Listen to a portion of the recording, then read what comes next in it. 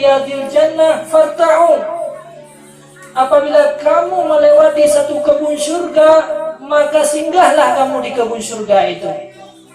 Lantas para sahabat bertanya, ya Rasulullah, ma riyadul jannah? Itu sebenarnya kebun surga. Rasulullah menjawab, yang pertama hilquz zikri.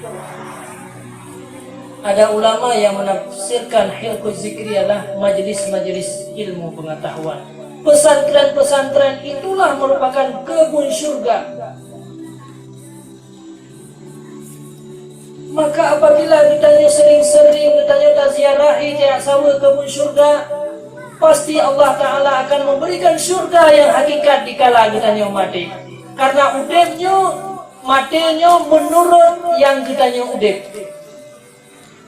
Karena matinya ibarat mimpi. Ibarat mimpi. Menyegat saat gedanya udip, maka mati-mati pun gak.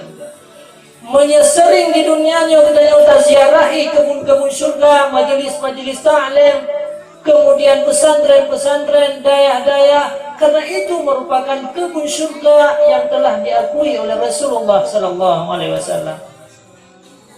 Tapi minyak tanya mengelak daripada kebun surga.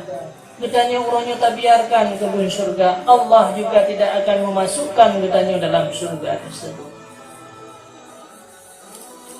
Inilah salah satu kebun surga, adalah tempat getanya beribadah.